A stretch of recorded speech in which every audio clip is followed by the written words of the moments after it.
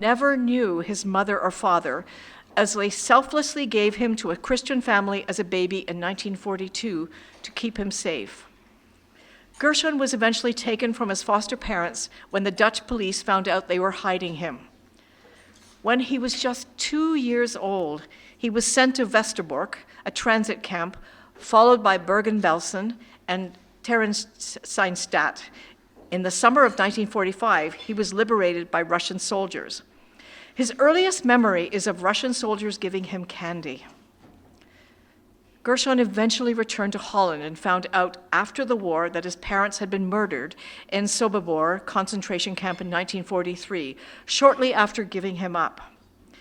Eventually, Gershon decided to leave the country that failed to protect his parents and moved to Israel, where he felt safe. In Canada, Gershon worked as a social worker, mainly with disadvantaged youth up to the age of 21. This panel will be moderated by Friends of Simon Wiesenthal Center's Director of the Tour for Humanity, Daniella Lurion. Please join me in welcoming this wonderful panel.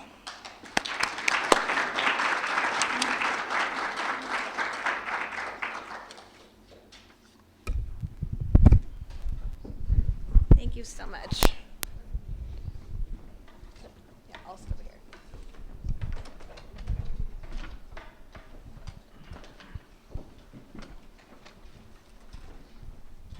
All right. Hello, everyone. Angela, thank you so much for the very warm introduction to these two lovely speakers.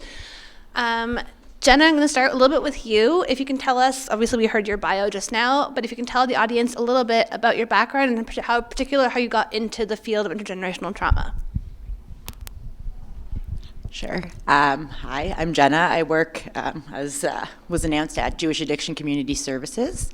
And the way that I got into this field was really unique. So like they were saying in my bio, I actually was in digital marketing before for almost 10 years.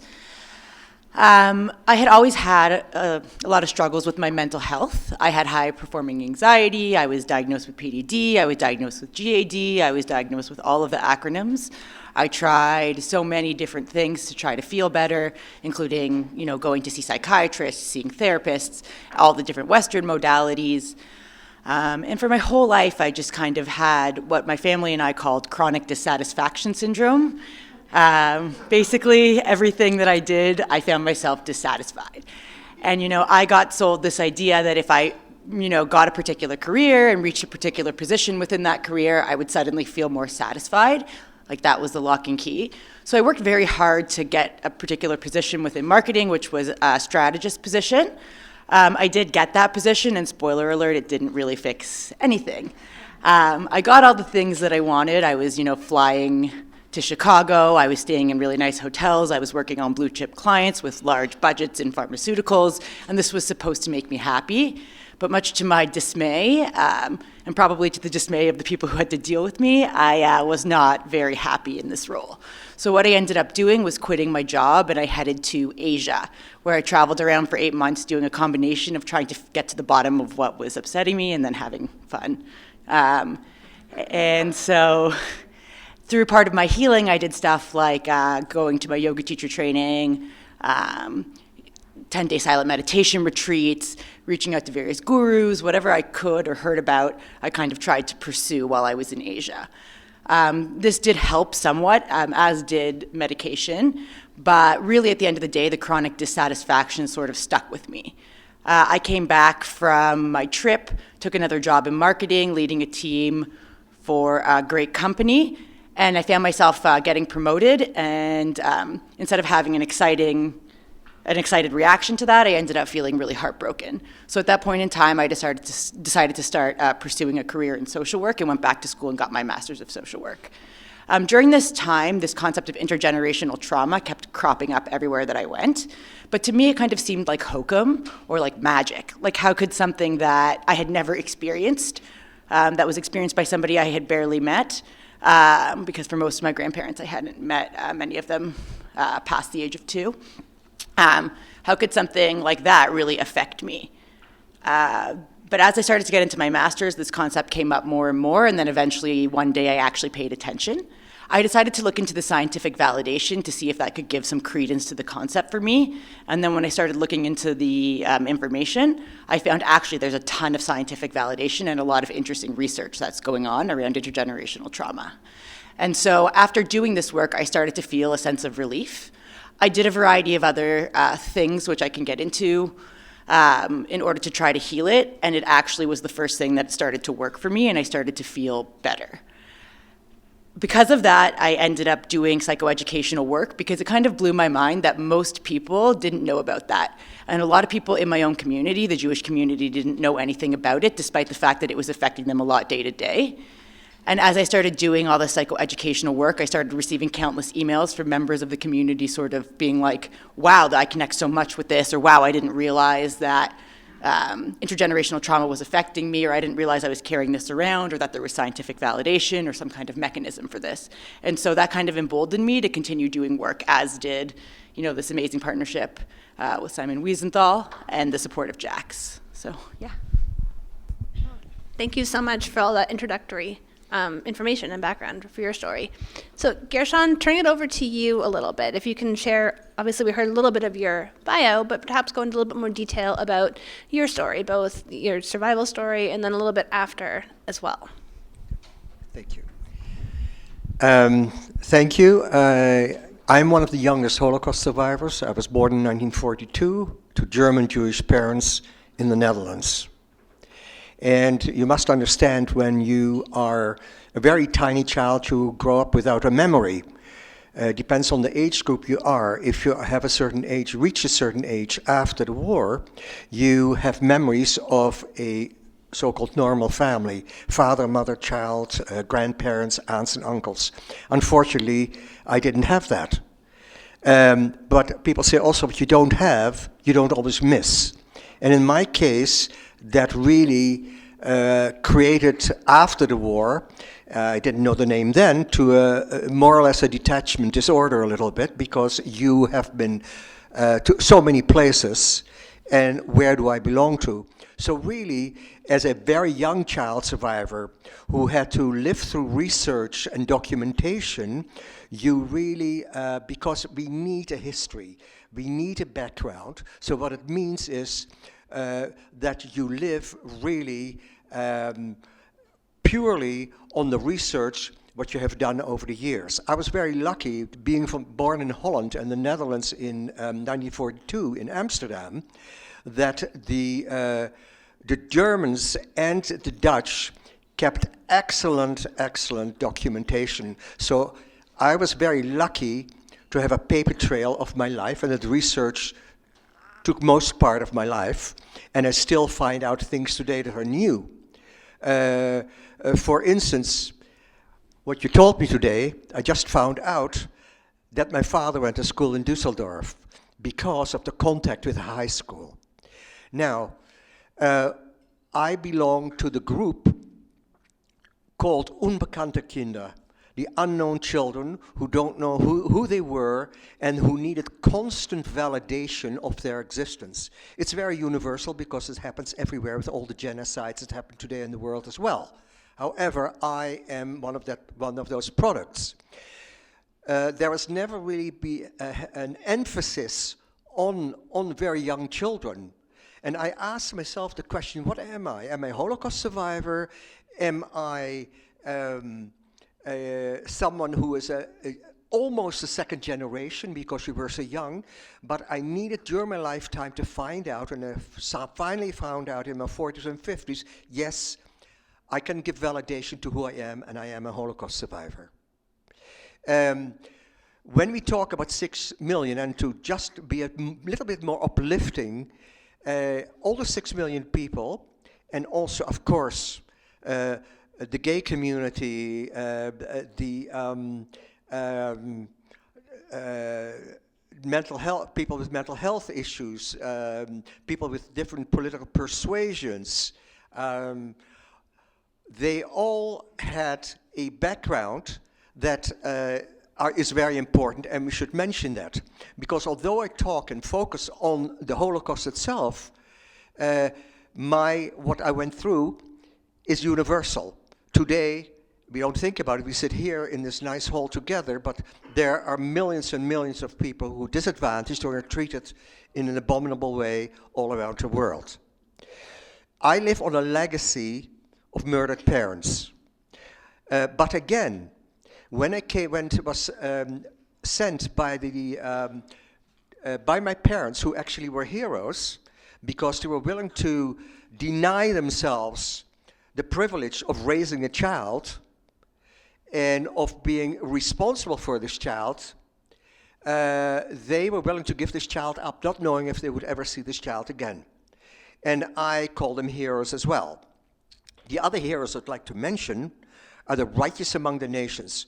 Those good Christian people who tried to save Jews and were abominably treated after the war by the Dutch. Many of them immigrated to Canada, to Australia, to all kinds of other places, because the recognition that they in later years started to receive, did not receive at the start, they did not receive that. And so I had a mini breakdown when I was around 50 years old, and everything had to come to the foreground, because there was this man who never thought that he had a right to talk, because you live off the documentation, and documentation became, instead of my family, instead of my parents, I relied on the documentation. And yes, the Nazi regime and its henchmen in Holland, because many of the Dutch were put in charge of taking care of the things that the Nazis didn't want to do, and they had the helpers, really very, very good helpers who wanted to help as well, to round up the Jews. And so I am very lucky, again, you hear me say that several times, that I have that documentation is where I come from. I went first to Camp Westerbork, which is I was placed there actually when I was about 4 or 5 months old. And I stayed in this camp until the 13th of September 1944, when the last train from Westerbork left for the east. Now, in Westerbork, I was in the children's crash, because the strength of people is to be hopeful. And the Jews who were gathered in this camp, in this transport camp, everybody kind of slid into their occupations. If you were a teacher, you were a teacher. A doctor, you helped heal. If you were a rabbi, you took care of the emotional needs of people. And I went to a little children's crash where I was taken care of. So once there, I was taken care of, and you could ask yourself, how come that the Nazi regime kept you alive? I mean, you were a commodity on the shelf to be used, to be abused, and in the final analysis, to be destroyed. So that didn't happen because there was maybe a slight idea that I wasn't completely Jewish. There may have been a Christian factor there, a German soldier, or a non-Jewish person. This did not save your life, but it bought you a little bit more time. Consequently, when I show pictures of the trains that go from Westerbork to the east, mostly they were families, clusters of families, and you had to report. Every Tuesday morning, the trains left for the east. Of course, I went to Westerbork to see it all, and it's very hard to really visualize the real thing, because it is so beyond belief that even the people who came in the beginning to Westerbork, who were taken to Westerbork, couldn't visualize the horror that was waiting for them. So in 13th of November, 13th of September, and that's documented, 1943, with a group of 50 children, we were taken from Holland to Bergen-Belsen in Germany. Now, we were to be bartered with. We were a special group. We were the Star Children, and in the 90s, a author slash journalist did research and found us children all over the world, including the bulk in Holland, in the Netherlands, and in Israel, but also another one still here in Canada, one in the States, Brazil, and all kind of countries in Europe.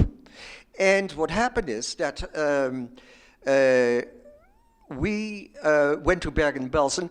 The difference between us and older people was that we needed to be taken care of because we couldn't take care of ourselves. Us 50 children were between the ages of 18 months and 6 years old.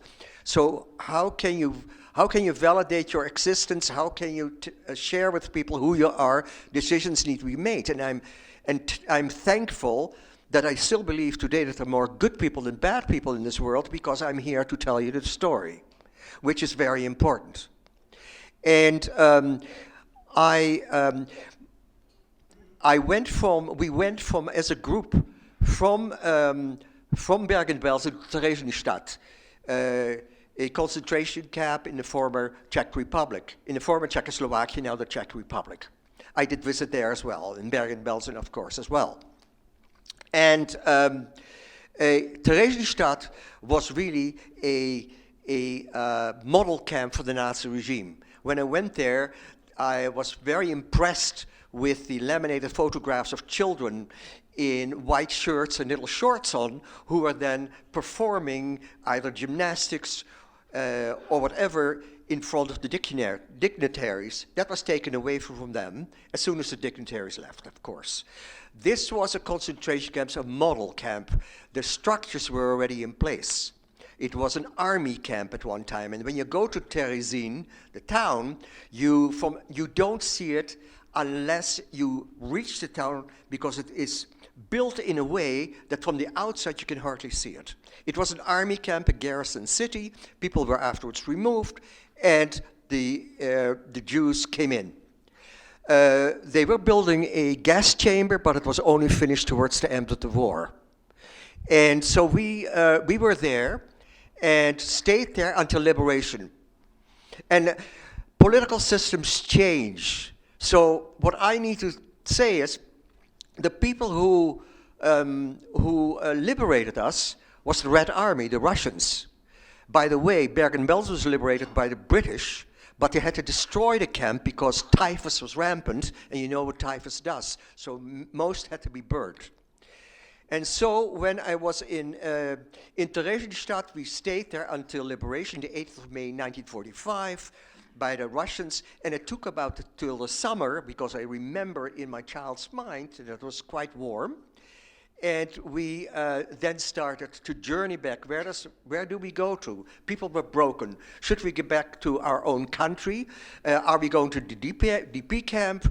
And you know very well, and that was really the terrible thing after the war, when many of these people went back to their home countries, they weren't received with open arms. And we remember Kielce in 1946, where Jews were murdered upon arrival back. However, I must emphasize that there were very good people as well, where people gave their personal belongings and whatever they possessed that was dear to them, and they found it back intact after the war. They were far and in between, but they were there as well. So we should remember these people because they were heroes.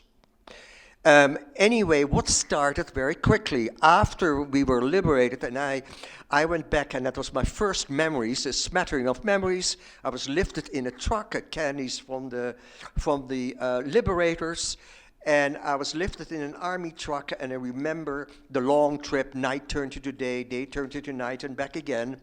And we picked up clusters of children everywhere we went to. So finally we got back to Holland, and then what to do with all those children. And that's what was called and referred to as the little Holocaust. What to do with those children who had no structure, who didn't know if their parents were alive, who didn't realize, in my case, what parents were, period, and what to do with those children. So then the journey starts, going from, and I'll do it in a very short form, going from place to place, from orphanage to orphanage, certain homes. Anyway, the time frame I'm talking to you about is from 1945 to 1950. In 1950, a permanent foster home was found for me. I was 8 years old, and now get on with the rest of your life, which of course didn't happen because this child was very disturbed, and this child needed psychiatric treatment for 5 years from the age of 8 to 13, and again from 15 to 17. I was very lucky because the people I was placed with were very, very far-seeing in the future, and they sought that help from me. It was still in the beginning stages of development. Psychiatry, psychoanalysis, and all that's just started. And I was very lucky that I received that. You hear me say the word luck very often. Anyway, I found out when I was with the foster parents a few important things. By the way, when I was with my wartime parents, they found me after the war, and I lived with them for a little bit. My first contact with religion was going to church. I loved the European churches with their pathos and their thick walls. It was absolutely mesmerizing. And I also have to say that those righteous among the nations, these people that took me in again after the war, we need to honor. We hardly mention them, but those good Christians, and there was a very small percentage of them, I think about 13% in Holland, because the rest of the people were good people who did nothing, or collaborators with the Nazi regime. We have this wonderful vision of Holland, picturesque canals and gabled rooftops. Most of the Dutch population, which is very strange, did collaborate with the Nazi regime. And so just not too long ago, the Dutch government really apologized for the atrocities that happened and that they did let it happen. Another example, people wait, and I become quite not sarcastic, but I don't know even how to express it. I just received payment from the Dutch railway for being transported to Westerbork and being transported to concentration camp for myself and for my parents, who were murdered on the 2nd of July, 1943, upon arrival in Sobibor, because between, I think it was the spring of 1943 until, well, November 1943, the roundup of the Jews in Holland directly going to Sobibor, that was a large number, and my parents, of course, were among them. So I really grew up in the aftermath. I experienced it all subconsciously as a very small child. What stays with you is it becomes an integral part of your body, of your being, who you are as a person. And that happened with me as well. I don't suffer, God forbid, from a persecution complex. However, I always say, to be a Jew is a privilege. To be in a concentration camp is not a privilege. To be liberated again, for me, was a privilege.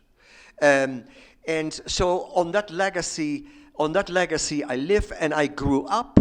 I left Holland the day I turned 18 years old, for the simple reason I did not want to stay, as was mentioned before, in the country where I was persecuted, and in my young mind thought that there were good people who did nothing, or collaborators.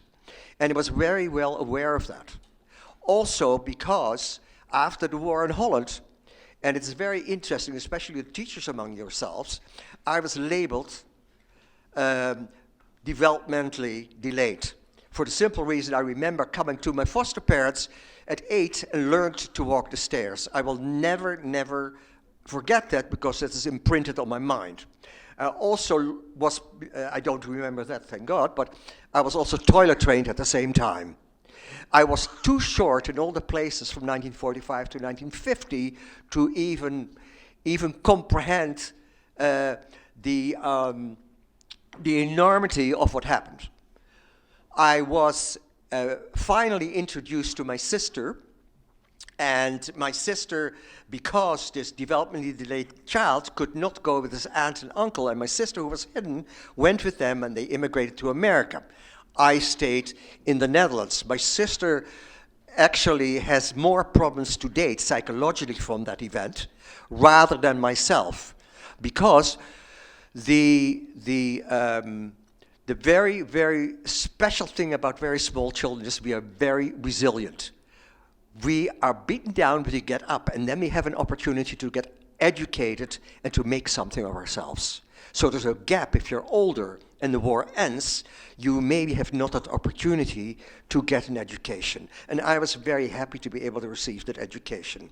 I was stateless in Holland because my parents, who escaped from Germany, did not naturalize. So I had every 6 months, that was an aftermath of the Holocaust, I had to register every 6 months with the foreign police that I was in existence and who I was. So who are you as a child? You live on the periphery of society because you don't belong. Do I belong? Do I not belong? So it's a sense of belonging. And again, I did strive all my life for the validation of, yes, you belong somewhere and you're somebody. And finally I do. And because I left Holland and I went, as in 1948 proclaimed, the State of Israel.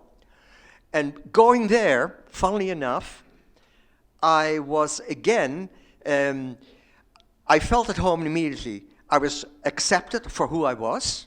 I didn't have to wait for a nationality, because in the Netherlands, in order to go from Holland to Israel, my foster parents had to adopt me so that I could become Dutch.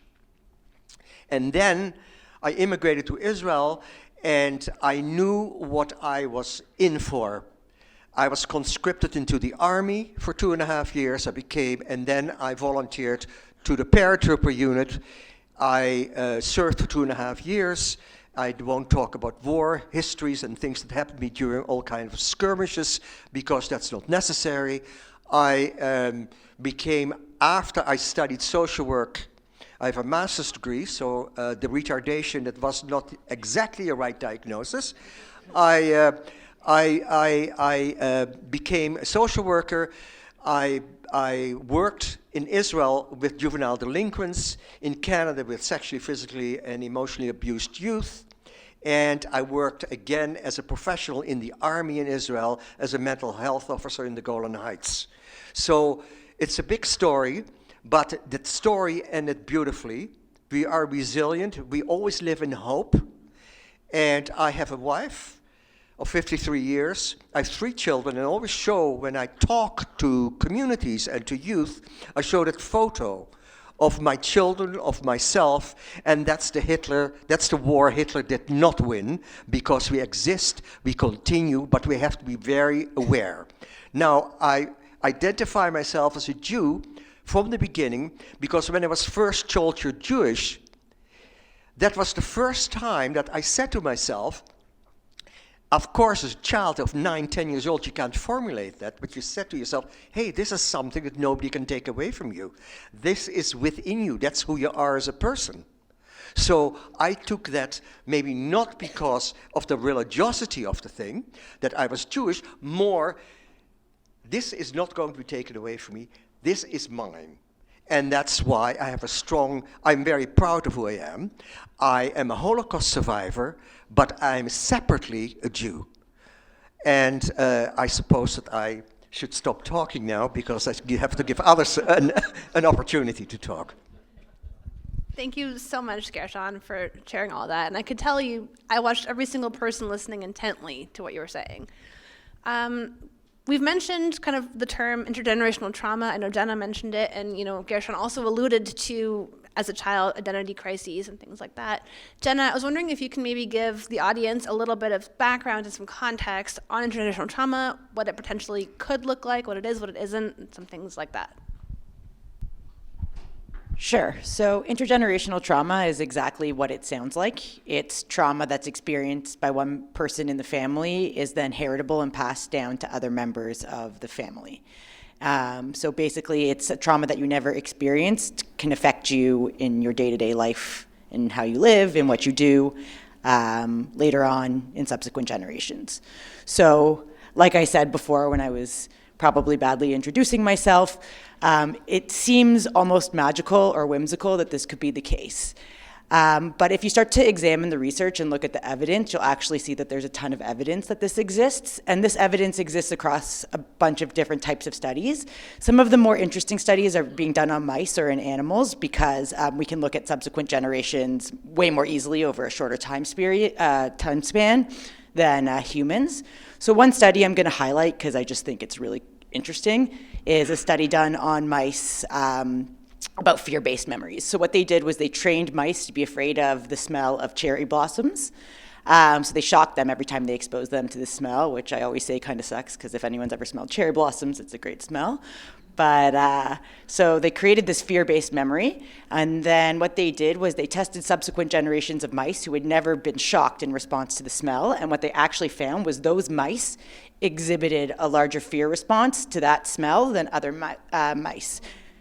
Yeah, cool, huh? They also looked at the brains of those mice and found changes in like the olfactory centers and other areas of the brain, and stronger connections between the fear-based center and the olfactory center, for example, of the brain. I won't go into all the details because we only have an hour, but yeah, so that kind of popped up in animal studies. They did numerous other animal studies where they examined the break in the mother-child bond and how that may affect how people relate and have and the kind of mental health challenges they may have. So for example, they separated pups for short periods of time from other mothers and prevented them from nursing, or separated mice for longer periods of time from their mothers. They found that those mice had stronger anxiety responses, because obviously early childhood separation from your mom is not good. But what they found is that the children and grandchildren of those mice also had higher rates of anxiety or depression, as measured in mice, compared to like the other populations of mice they tested against. So all of this kind of created some scientific backing for maybe this does exist. But once again, mice are not humans, even though we share a lot of the same DNA. So some of the human studies started kind of cropping up. And I want to actually, before I go into the human studies, talk a little bit about the fact that in religion and spirituality, across all different traditions, the idea of generational curses or things that are similar have existed for many, many centuries. And there's a lot of ceremony around honoring our ancestors, getting rid of ancestral trauma, that kind of thing. So religion has always kind of, or not always, but for many years kind of looked at this as well. But in the 60s, science started to.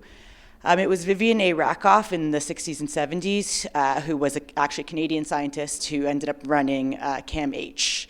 And he worked with a bunch of Holocaust survivors and their children. And what he noticed was that the children of Holocaust survivors had way more anxiety, PTSD type symptoms, mental health issues generally, than the children of people who had not survived a major tragedy. And so him and his colleagues created a bunch of qualitative studies that looked at small numbers of people, detailing this. Because the studies were qualitative and looked at small numbers of people, they were widely discredited.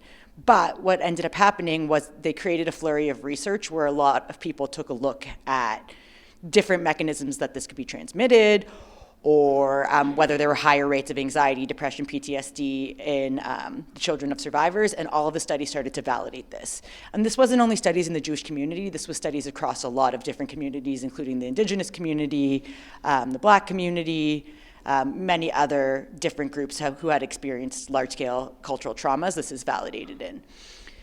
And so, yeah, so all of those studies kind of came along and they started to add to the body of evidence that showed that intergenerational trauma actually is a thing.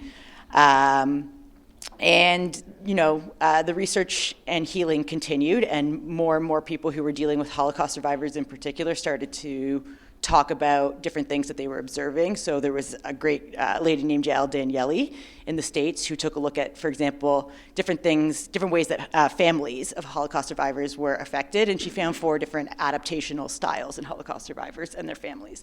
So one is the victim mentality. So she found that some families, they took on this victim mentality where they were worried about the state.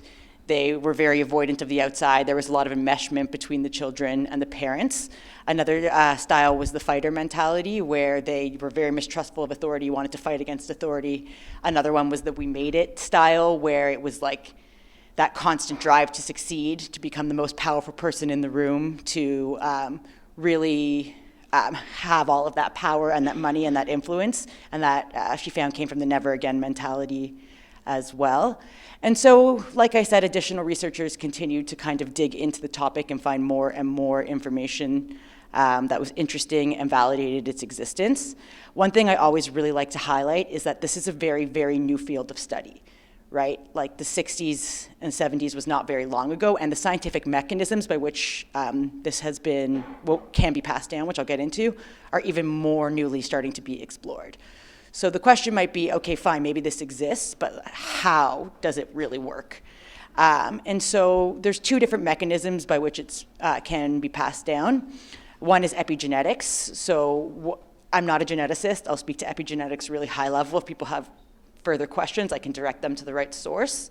But epigenetics are extra DNA almost, or extra instructions for our DNA that sit on top of our DNA. So our DNA never changes. Our DNA is what it is.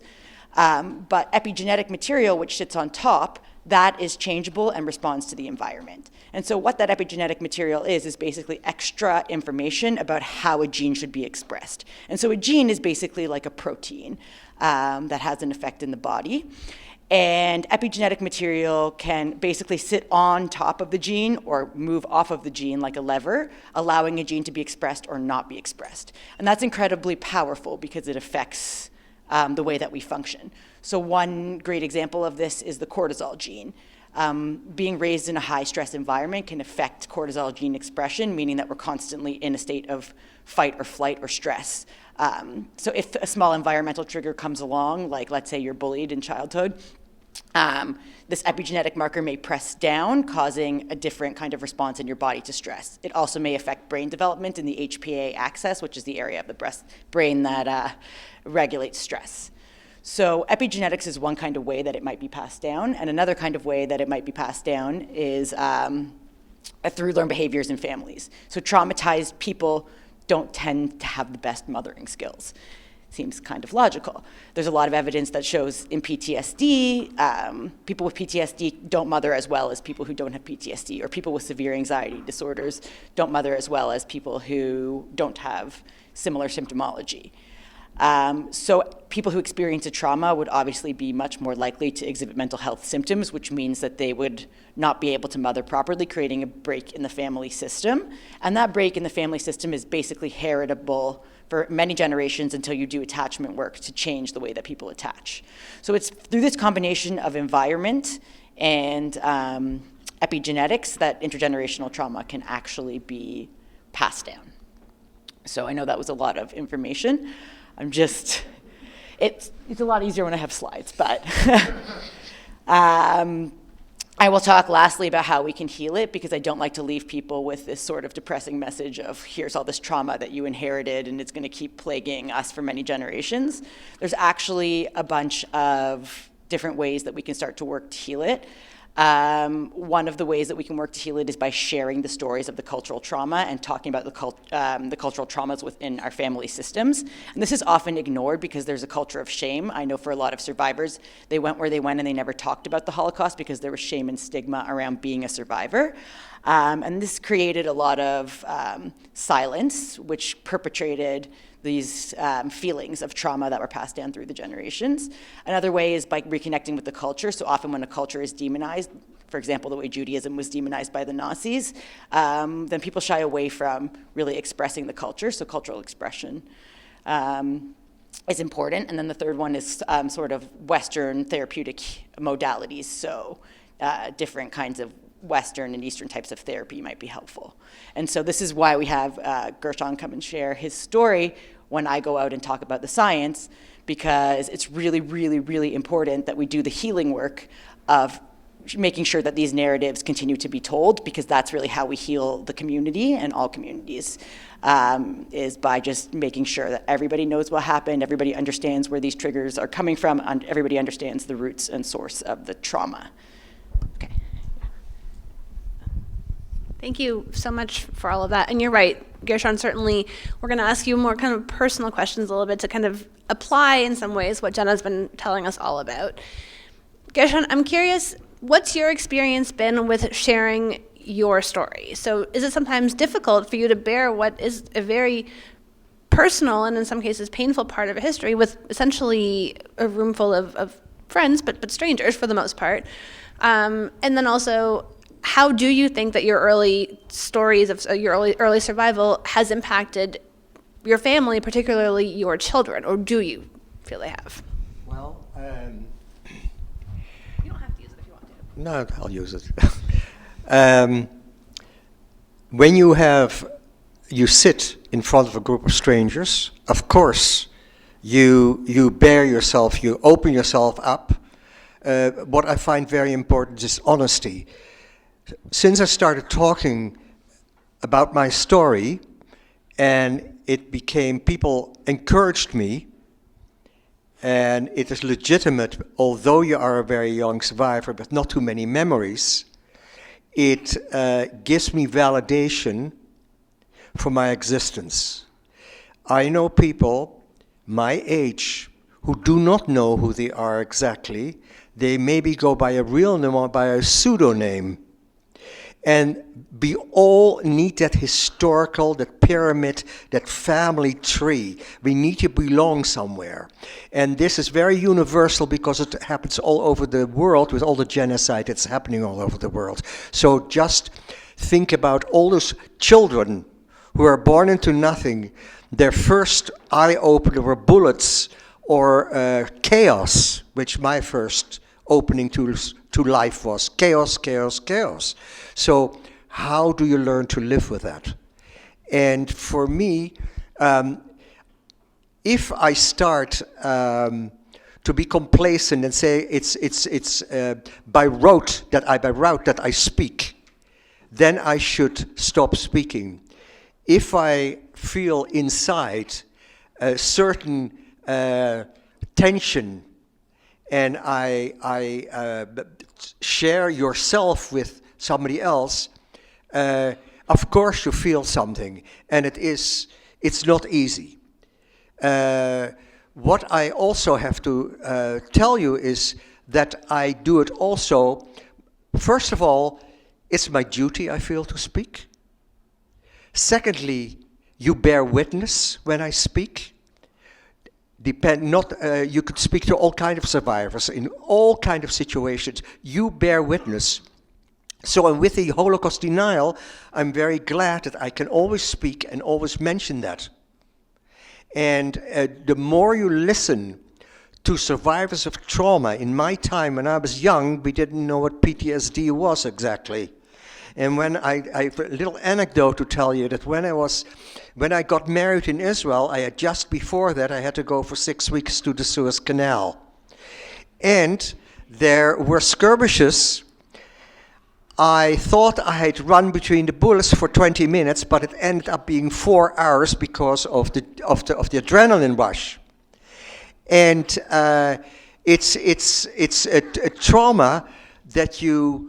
And my wife asked, how come, because a week later when I came back after 6 weeks, we got married, and she asked me, how come that every night you sit up straight in bed, exactly at the same time, and then you go down again and you sleep? So we refer that today as PTSD. In those days, that was not dealt with. But again, the resiliency, and that's when my early trauma of the Holocaust stood me in good stead. I already went through several traumas. So this was just another trauma that I could easily get through. I see you as people. What I learned, that when you speak in front of a group of people about this very, very difficult subject, you have to be completely honest with yourself, who you are as a person. Because it's also a responsibility to speak, because I give it's the truth that I tell you, but it is an interpretation, it's a story, how I perceive it as the individual I am. Each story of each person is unique to that person in the time and place that you were born. At what stage of life did you go through that trauma? So I speak to you as this child that went through the trauma without any memory, only after the fact. So I feel more and more comfortable speaking in front of you. I get less nervous, and if I stop being nervous, I shouldn't be speaking anymore, because the honesty has to shine through of what I have to tell you. Please ask the other question again. I think you certainly definitely covered a lot of it. Part two of the question was if you felt that your family, and particularly your children, had been affected by your experiences. Thank you. Again, a unique occurrence because I was so young, my children, who are now in the early 50s, are still children of a Holocaust survivor, a very young Holocaust survivor. The only way that I can really tell you, and it could happen with anybody, not only myself, but although I wasn't pessimist and lived in hope, my children, I was overprotective of my children. Overprotective. When they came a minute late home after an activity, I thought that they maybe weren't alive anymore. I lived in a constant state of anxiety until they went off to university, and then everything was in their own hands.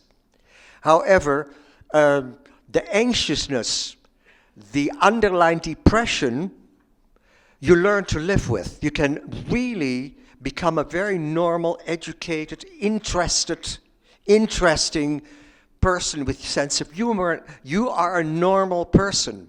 The person who is not normal, again, is the person who hides and who doesn't, because mental health always was an iffy issue. If you have a broken arm and a broken leg, you can see it, you can feel it, it's there. But a mental health issue was something that people didn't like to touch upon. But we all have our mental health issues in a different way. That doesn't mean that we all need therapy, but even if we don't need therapy, therapy is very, very helpful for any future development of the human being. So my major influence on the family is that I used to sit at a table, just a normal little story, and my children used to say to me, "Papa, Papa, come back," because I was so introverted and into myself, thinking about past, future, chaotic things going on in my mind as my early childhood rises to the forefront again when you get older. And so that I remember that all the "Papa, were you talking to you?" Sometimes they thought I wasn't interested. I was very interested. So attention deficit as well is a big factor. The attachment with other people, constantly having to find validation of who you are. I am married for 53 years to someone who needs a medal, who has put up with that because she needed to tell me also, get back, come back to reality, come back to this world. And because you have to build up a defense mechanism, who you are as a person. So the defense mechanism comes from an inner life, an inner self that you develop for yourself. So you're actually never alone. And I learned it from my childhood, that when we say in a Jewish expression, schlepped from place to place, you develop this defense mechanism and you learn how to survive. And my children also asked me, because I went through so many sets of parents, foster parents, different places, foster grandparents, real grandparents, a sister who I caught up with again, my real sister who was in the States at the age of 33 years old I was. She came to Israel and called and said to my wife, "You don't know me. My name is Rita." She said, "I do know you. You are his sister." So I had to build up a connection there again. So it's always on the I lived always on the periphery of things. So finally, over the age of 80, I know who I am, which is very happy. I have a wife and children. I've got grandchildren. And from a very abnormal background, I lead a very, very normal, consistent life. I think that deserves a, yeah. So I know we're getting towards sort of the hour mark. Jenna, I want to ask a final question of you, though. So the audience here, we know, includes people from different professions, backgrounds, different parts of in different roles in society. Why do you think it's important for collectively for everyone to understand intergenerational trauma and what can be learned from it? Sure. So I think it's important because most people, if not all people in this room, probably deal with people on a day-to-day basis. And people can be amazing and people can be really, really frustrating. And sometimes understanding where people are coming from helps us be better in how we deal with people. So I think that understanding intergenerational trauma and how it may be affecting our students or the people that we service as police officers or the people that we deal with in business or whatever it may be, helps us be more empathetic towards people and helps us be more human in our interactions with them. The other thing that I think is important is that there's a lot of spaces where we can take this information and provide it to others in a way that can be very, very healing. So for example, we can teach it to students who may not know a lot about this information. We can teach it to educators so that they can be more empathetic with their students or more understanding with their students. We can teach it to different communities so that we can have empathy between communities, right? Like a lot of communities have cultural traumas associated with them, but yet they hate another community with a similar cultural trauma or a cultural trauma that presents similarly. And so by bringing this message of healing and hope and this understanding of intergenerational trauma, we can create more allyship between different communities as opposed to hate between different communities. And so I think intergenerational trauma, when framed correctly, can bring both healing and hope. And that's what I hope people take away from this today, is that this information is important. This information should be disseminated to people in charge, people in positions of power like police officers, like teachers who actually have a lot of power over their students. This information can be helpful in healing families, in healing cultural traumas that exist, and in healing issues that occur between communities that make living together difficult. And so for all those reasons, I think it's important that a wide array of people with different roles in society learn about this information in order to foster empathy and further education. I think that was a really great summation of a lot of things that we've heard today. I'm going to open it up to the audience. Does anyone have any questions for Gershon and or Jenna? I see a hand. I'm hoping this is not too much of a personal question, but you're so personal and you've shared such deep experience. I wonder if you could comment on how your experiences have shaped your trust level with other people, and have you found yourself wondering about agendas and, is there a hidden message? Is this language code for something? So what can you talk about, a little bit about your trust with other people? Well, a very good medicine for that is humor. I trust people until they give me a reason not to trust them.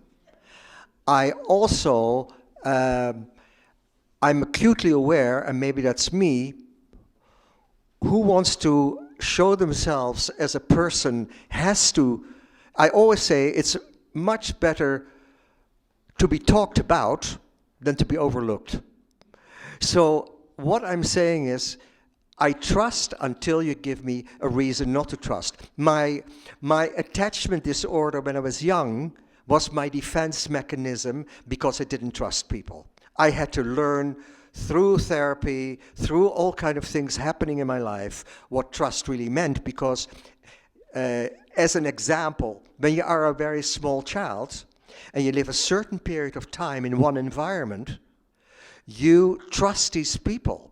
Then you're ripped away from that environment and put in another environment again. Now, so you really trust those people. Those people have, in actual fact, betrayed you because they're not keeping you. The whole story behind that is that they have no choice. It's the bureaucracy of the country that you live in, and the social services and Department of Social Services for war orphans and so forth, and you go through the paperwork. However, as a small child, you do not realize that. So consequently, often, especially when I became a foster child, I didn't trust, and I was very, very hard to deal with. So hard that people advised my foster parents, maybe you should put them in an institution. And that, because I wanted to prove they also don't want me. And at least there was some justification for my behavior. Of course, I didn't understand that as a child. But teachers especially, and probably also the police here, when you see children who come to this country from Afghanistan, from all kind of other countries, and have seen atrocities, what sometimes the outside behaviors isn't indicative to who the child really is. And you have to really understand that. My trust started to build, thankfully, and I'm again very lucky that and it sounds very cheesy and corny, I married my best friend. And by being with one person, the rest of my life really built a trust in me that I had unconditional love, and this was a constant in my life. So the trust I had to build up. Until I got married, I was all over the place.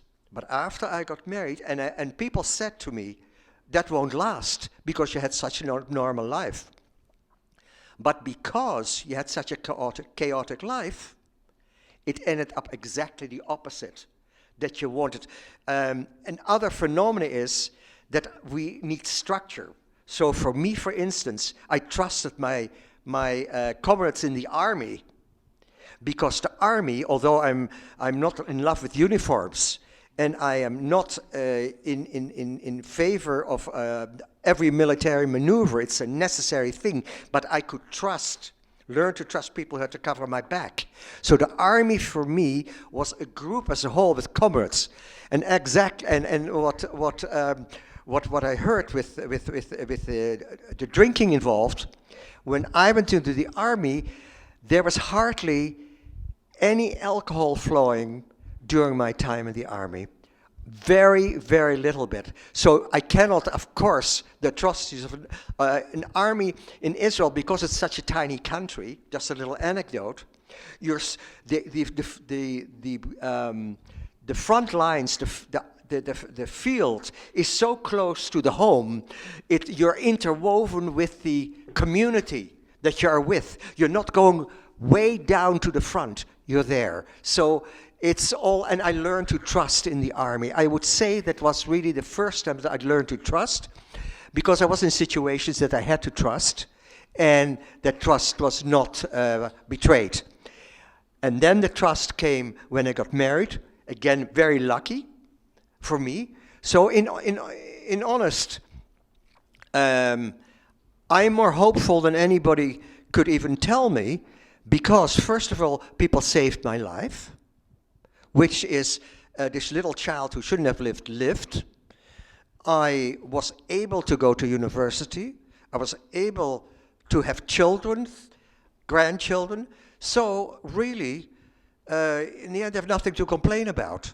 And the trust had to be built up, really. To go back to your question, the trust started in the Israeli army, and then again when I married. Any other questions? I'll try and use my big teacher voice, as they would say. So 2 questions for Jenna. Jenna, one, is there specific types of therapy that are used to support intergenerational trauma? And the second part of that question is, how does an intergenerational trauma, say, of a grandparent or a great-grandparent, and then a secondary trauma of the parents that's separate, how does that impact future children? So your first question, yes, there are specific modalities that you can use. There's 3 that I always highlight in my presentation, but I'll speak to the one that I personally have used. So there's a lot, to be honest, but the 3 that I know the best are the core language approach, which is an approach by Mark Woolen, and it's about identifying language that can link us back to what the trauma may be that's playing into us, and so he really uses a sort of like verbal approach. There's family constellations, which actually uses like Zulu traditions and family-based therapy in order to start to resolve what some of the intergenerational trauma may be. And then the third one, the one that I personally used, is a type of therapy called internal family systems, or IFS. So IFS is a type of therapy that believes that we're not actually of a mono mind, which means like a single mind, but instead we're broken into a lot of different parts, and those parts take on functions.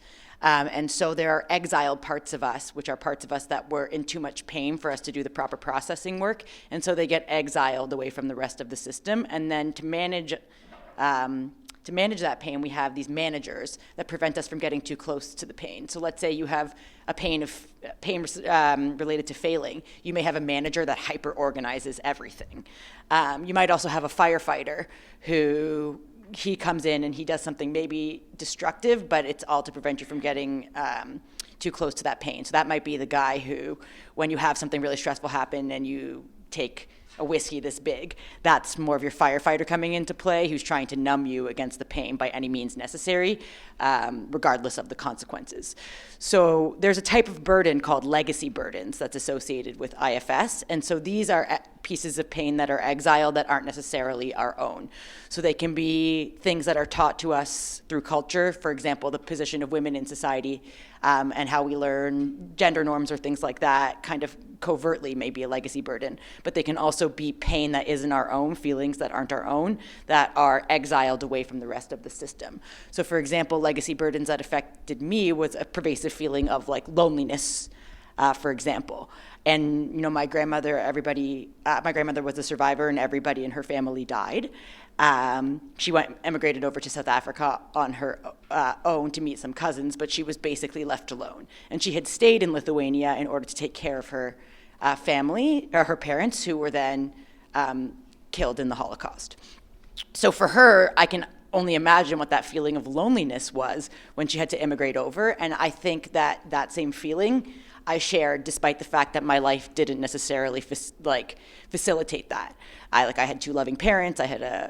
We had a large community growing up. I wasn't really ever alone, to the point where I'm actually an introvert and have learned that I need to be alone more, but yet carry that feeling of loneliness. And so that to me was a legacy burden that I had to work with using IFS. And so that's sort of how I personally undertook the healing of that. Another really important way to heal is to have these community-based conversations, like I said.